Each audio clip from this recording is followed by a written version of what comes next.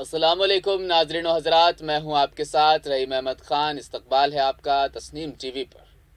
नाज़रीन, इस वक्त आप मुलाहिज़ा फरमा रहे हैं तस्नीम टीवी की ख़ास पेशकश शख्सियत हिंद।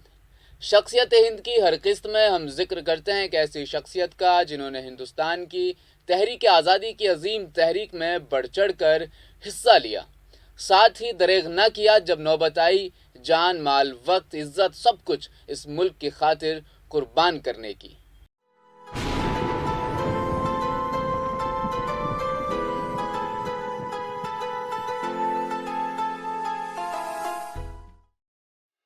इनकलाब जिंदाबाद का नारा इजाद करने वाले और मुकम्मल आज़ादी की मांग करने वाले मर्द मुजाहिद इनकलाबी शायर फ़ज़ल उल हसन उर्फ मौलाना हसरत मोहानी की पैदाइश 1 जनवरी सन 1875 में कस्बा मोहान यानी उन्नाव के एक अच्छे ख़ानदान में हुई थी। आपकी इब्तदाई तालीम मोहान में हुई, उसके बाद फ़तेहपुर जाकर इंटर पास किया। आगे की आला तालीम के लिए अलीगढ़ गए।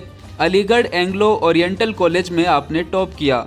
दौरान आला तालीम ही आप में हिंदुस्तान की जंग आज़ादी के लिए बेचैनी दिखने लगी थी, जो आपके अखबारों में लिखे मजमून और गज़लों में साफ दिखाई देती थी। सन 1903 में बीए करने के बाद उर्दू रिसाला, उर्दू मुअल्ला निकाल कर अंग्रेज़ हुकूमत के ख़िलाफ़ ऐसा माहौल बनाया कि अंग्रेज़ अफसरों के दबाव में आकर कॉलेज इंतज़ामिया ने आपकी मैगज़ीन पर पाबंदी लगा दी। इसके बाद तो आप पूरी तरह जंग आज़ादी की लड़ाई में कूद गए। सन 1904 में कांग्रेस के सालाना इजलास में डेलीगेट की हैसियत से शामिल हुए। कांग्रेस के बड़े नेताओं को अपनी तकरीर में इतना असरअंदाज किया कि आपका नाम उभरते हुए रहनुमाओं में शुमार होने लगा।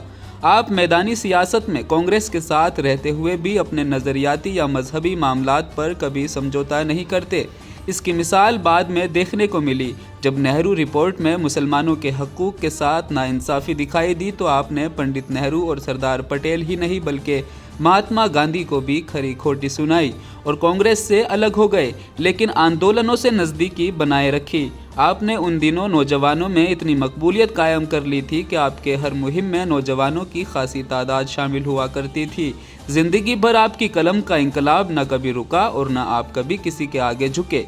नतीजतन आपको जेल का सफ़र कई किश्तों में करना पड़ा। पहली गिरफ्तारी सन 1908 में अपनी मैगज़ीन में मिस्र में बरतानवी पॉलिसी पर मजमून शाया किया। इसी जुर्म में गिरफ्तार करके जेल भेज दिए गए। जब जेल से छूट कर आए तो आपके वालिद का साया आपके सर से उठ चुका था। सन 1913 में अंग्रेज़ हुकूमत के ख़िलाफ़ लिखने पर आपकी मैगज़ीन पर पाबंदी के साथ 3000 रुपयों का जुर्माना भी लगाकर प्रेस बंद करा दिया। आपसे अंग्रेज अफसर इतना नाराज़ थे कि आपके खिलाफ कार्रवाई करने और गिरफ्तार करने का कोई भी मौका नहीं छोड़ते। जब काबुल में independent Republic of India party कायम हुई और मौलाना बरकतुल्लाह भोपाली इसके वज़ीर आज़म बने, तो उन्होंने आपको एक ख़त लिखा जिसमें हिंदुस्तान की आज़ादी के लिए मदद के बारे में लिखा था। बस इसी बुनियाद को बगावत की साजिश मानकर आपको जेल में चक्की पीसने का काम दिया गया, जिसकी अगर कमी हो जाती तो आपको अज़ियतें दी जाती थी। इन सब के बाद भी आपका इरादा फौलाद की तरह मजबूत था।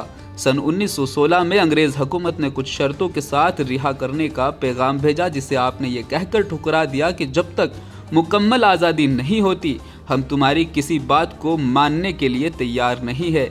जेल में चक्की पीसने के जिक्र के सच होने का अंदाज़ा इस शेर से लगाया जा सकता है कि इन हालात में भी जंगे आज़ादी के लिए उनकी तड़प कैसी थी।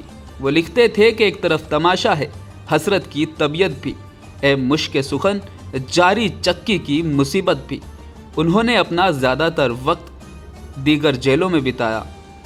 राष्ट्रीय आंदोलन उन्होंने अपनी पत्नी निशातुन्निसा बेगम के साथ पहला स्वदेशी स्टोर शुरू किया। राष्ट्रीय आंदोलन के कारण का समर्थन करने के लिए उन्होंने खिलाफत आंदोलन में एक जिम्मेदारी निभाई, जिसके दौरान उन्होंने हैदराबाद का दौरा किया और खिलाफत और गैर सहकारिता आंदोलन का प्रचार करने के लिए कई बार मौलाना हसरत मोहानी ने 1921 में कांग्रेस सत्र में तमाम तर आज़ादी के लिए अपना एक प्रस्ताव पारित किया।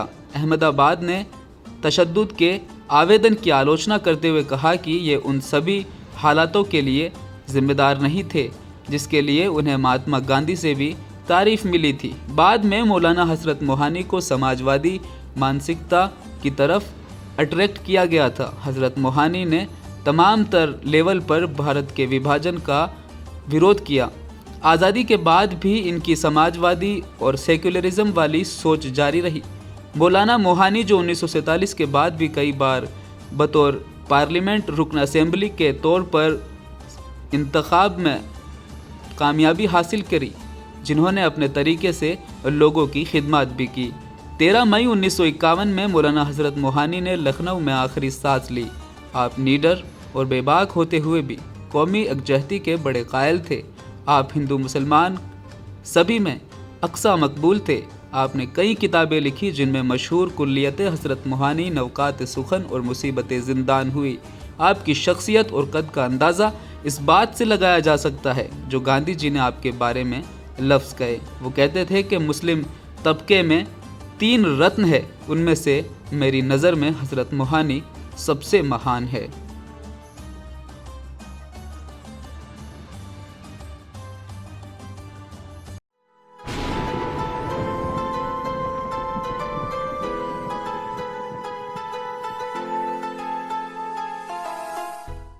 तस्नीम टीवी की खास पेशकश शख्सियत हिंद में हम रूबरू करवाते हैं आपको एक ऐसी शख्सियत का, जिक्र करते हैं एक ऐसी शख्सियत का जिन्होंने इस मुल्क की खातिर अपना सब कुछ कुर्बान कर दिया। आज इनका जिक्र काफ़ी अहम और ख़ास रहा। कल फिर मुलाकात होती है इंशाअल्लाह ताला। आप देखते रहिए तस्नीम टीवी अपने मेज़बान रहीम अहमद खान के साथ।